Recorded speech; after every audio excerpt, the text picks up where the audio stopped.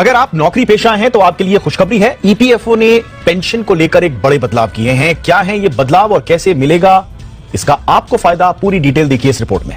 नमस्कार सभी पेंशन धारकों का स्वागत है एक बार फिर से हमारे इस YouTube चैनल पर। पेंशन धारकों के लिए इस समय की पेंशन को लेकर, डीए को लेकर, एरियर को लेकर बड़ी अपडेट आ चुकी है।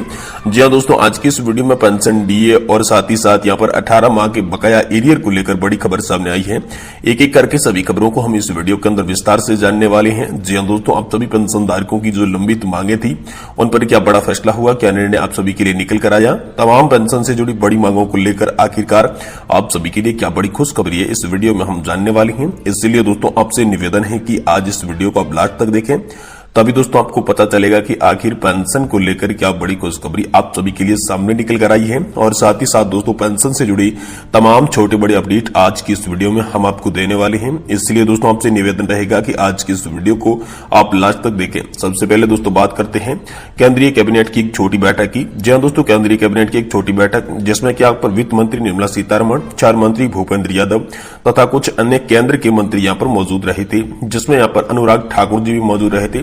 तो दोस्तों इस बड़ी केंद्रीय कैबिनेट की बैठक के अंदर आखिर आप सभी के लिए क्या बड़ा फैसला हुआ, सबसे पहले वो जानते हैं। इसके बाद आप सभी की पेंशन बढ़ोतरी, साथ ही साथ आप सभी के डीए को लेकर और 18 माह से बकाया डीए एरियर को लेकर आखिरकार क्या बड़ी खुशखबरी आप सभी को देखने को मिल सकती है, इसके बारे में यहाँ पर विस्तार से जानकारी बताएंगे। साथ ही दोस्तों पेंशन पर हो रहे देश में प्रदर्शन को लेकर आज क्या बड़ी खबर सामने आई है, आखिर ओपीएस की मांग कहां तक पहुंची है, क्या सरकार फिर से ओपीएस लागू कर सकती है, इसके बारे में भी हम संपूर्ण जानकारी इस वीडियो में विस्तार से देंगे। इसलिए आपसे निवेदन है कि आज इस वीडियो को आप लास्ट तक जरूर देखिएगा।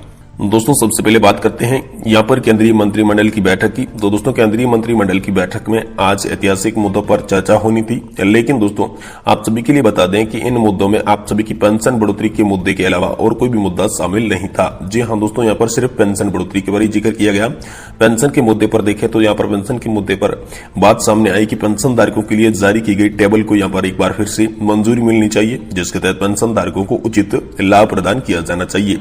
वही दोस्तों एक बड़ी खबर आप सभी के लिए, ईपीएस 95 पेंशन 9000 प्लस डियरनेंस अलाउंस और मेडिकल फैसिलिटी, साथ ही साथ जो डिमांड आप सभी की राज्यसभा के अंदर रखी गई थी उसको लेकर बड़ी खबर सामने आई है। जी हाँ दोस्तों, तो आखिर क्या खबर आप सभी के लिए आई है, चलिए आपको बताते हैं। देखिए दोस्तों, राज्यसभा में एलमाराम करीम, सुगमम राम में हजारों पेंशनर्स को न्यूनतम पेंशन यहाँ पर जो है वो 1000 रुपए मिल रही है और 1000 से भी कम कुछ को मिल रही है। और इसी पेंशन में ईपीएस 95 पेंशन में बढ़ोतरी करके न्यूनतम जो पेंशन आप सभी की 9000 रुपए करने की जो सिफारिश की थी, इसके साथ साथ इन मांगों में यहाँ पर महंगाई भत्ता और मेडिकल सुविधा भी पेंशनर्स को मिली जाए, यानी कि उनके परिवार को देने की मांग की थी। तो आखिर इस मांग पर क्या बड़ा फैसला हुआ है।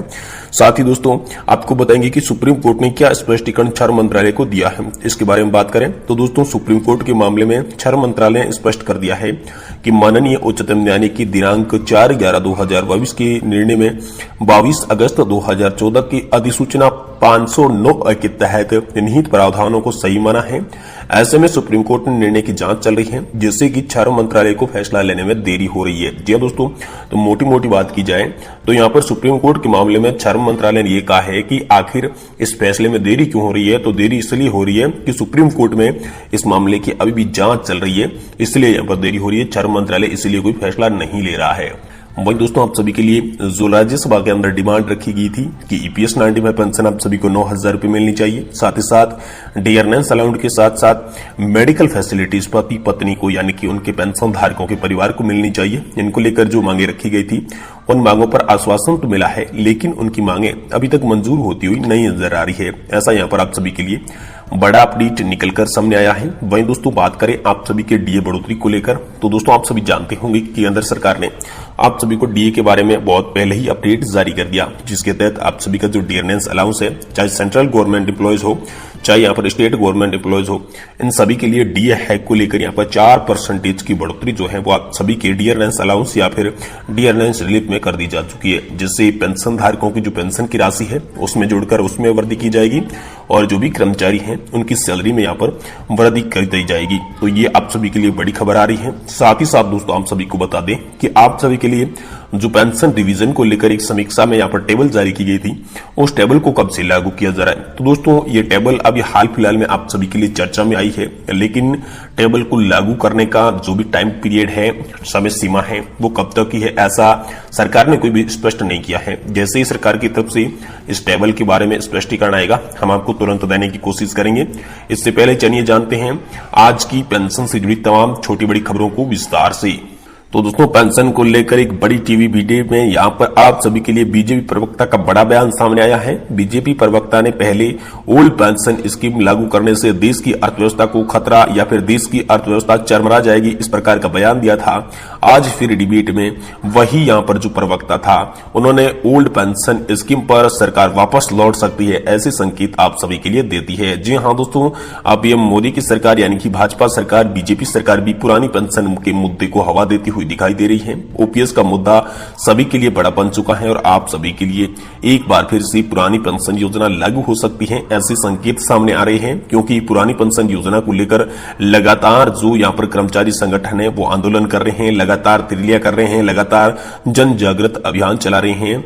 जैसे में दोस्तों ये कहना उचित अनुचित नहीं होगा कि पुरानी पेंशन ने अब ले ली है अंगड़ाई और 2024 से पहले दिल्ली पर एक बार फिर से चढ़ाई। जी हां दोस्तों, पेंशन धारकों ने जैसे यहां पर पहले दिल्ली पर जंतर मंतर पर यहां पर हल्ला बोल किया, जिसके बाद दिल्ली के रामलीला मैदान में लाखों कर्मचारियों की भीड़ इकट्ठा हुई थी, जिसने यहां पर सरकार की नींव को हिलाकर रख दिया था और सरकार के जहन में यह मुद्दा डाला कि कर्मचारियों का मुद्दा आखिर कितना बड़ा मुद्दा है। तो दोस्तों, एक बार फिर से आप सभी के लिए बड़ी खबर आई है कि कर्मचारियों ने कमर कस ली है। 2024 के चुनाव से पहले यहां पर आप सभी की सभी मांगे मंजूर करने के लिए यहां पर तत्पर हो गए हैं, तैयार हो गए हैं। साथ ही दोस्तों, केंद्रीय कर्मचारियों के लिए एक बड़ा तोहफा है, जिसमें दोस्तों यहां पर सैलरी और पेंशन के साथ साथ एरियर मिलेगा। जी हां दोस्तों, आप सभी जानते होंगे कि आप सभी का 18 माह का डीए एरियर जो कि कोरोना के समय में आपका फ्रीज कर दिया गया था, रोक दिया गया था, जो कि फंड की कमी के कारण, क्योंकि मोदी सरकार का ये कहना था कि इस महामारी के समय में ज्यादातर फंड यहां पर जो है वो लगाया जा रहा है दवाइयों के टाइम पे, यहाँ पर अच्छी हेल्थ मेडिकल के लिए लगाया जा रहा है। तो इसी को देखते हुए यहाँ पर आप सभी के लिए जो 18 माह का डीए एरियर था उसे फ्रीज कर दिया गया था। तो एक बार फिर से डीए एरियर को लेकर आप सभी के लिए बड़ी खबर सामने आ रही है। तो आप सभी के लिए डीए एरियर को लेकर ये बड़ी खबर सामने आई है कि सरकार ने हाल ही में एक अपडेट जारी किया है, जिसके तहत आप सभी केंद्रीय कर्मचारी, राज्य कर्मचारी और पेंशन धारकों को यह बता दिया गया है कि आप सभी का 18 माह का फ्रीज किया गया डीए एरियर आप सभी को जल्द ही दिया जाएगा। इसके लिए यहाँ पर अलग अलग 3 किस्तों का अनाउंसमेंट कर दिया जा चुका है। पहली किस्त ज्यादातर पेंशन धारक और कर्मचारियों के खाते में ट्रांसफर कर दी जा चुकी है। वहीं दूसरी किस्त को लेकर उनकी डेटिंग फिक्स की जा रही है, लेकिन जिन भी पेंशन धारकों को यहाँ पर पेंशन की पहली किस्त नहीं मिली है, उन्हें दोस्तों माह के एंडिंग से पहले पेंशन धारकों को 18 माह के डीए एरियर की पहली किस्त ट्रांसफर कर दी जाएगी और जिनके खाते में पहली किस्त आ चुकी है उन्हें यहाँ पर दूसरी किस्त मुहैया करा दी जाएगी। तो पेंशन पर सरकार अब का रुख सरकार का साफ दिखाई दे रहा है, क्योंकि लगातार पुरानी पेंशन बहाली के मुद्दे पर जो पत्रकार रहे थे उन्होंने भी सरकार को सलाह दी और सरकार को मानने के लिए कहा। तो सरकार उनकी सलाह पर भी विचार कर रही है और बूढ़े पेंशन धारकों के लिए केंद्र की मोदी सरकार भी जानती है कि शानदार सुविधाएं उपलब्ध होना जरूरी है, वरना जो बूढ़े पेंशन धारक है वो इन दोनों मोदी सरकार का साथ नहीं देने वाले हैं। दोस्तों, मोदी सरकार के जहन में ये मुद्दा इसलिए भी आया क्योंकि जब मोदी सरकार ने हाई लेवल पैनल को सिफारिश दी थी कि आप पेंशन की सिफारिश करें, तो दोस्तों पेंशन की जांच करें, और इसी को लेकर हाई लेवल पैनल ने सरकार से एक सिफारिश की है कि एनपीएस में बड़ा बदलाव करना पड़ सकता है। या तो एनपीएस में बदलाव करके 40 से 45% की पेंशन दी जाए, या फिर ओपीएस के अंदर ही ओपीएस लागू करके 50% पेंशन गारंटीड तौर पर दी जाए। तो इन सभी मसलों के बाद यहाँ पर जो है केंद्र सरकार के जहन में पेंशन का मुद्दा आया और आप सभी के लिए पेंशन का ये जो मुद्दा है 2024 के चुनाव से पहले सॉल्व होना चाहिए, ऐसा जो है कर्मचारियों का भी मानना है, पेंशन धारकों का भी कहना है। दोस्तों, क्या अगर आपका मुद्दा 2024 के चुनाव से पहले सॉल्व नहीं होता है तो क्या आप किस बीजेपी पार्टी को वोट देंगे या फिर अन्य किसी दल को चुनेंगे? क्योंकि दोस्तों वोट फॉर ओपीएस की बात कर रहे हैं, जो पेंशन का काम करेगा वही देश में राज करेगा। इस थीम पर लगातार पेंशन धारक जो है वो काम कर रहे हैं। तो इसके बारे में आपकी क्या राय है, हमें कॉमेंट करके जरूर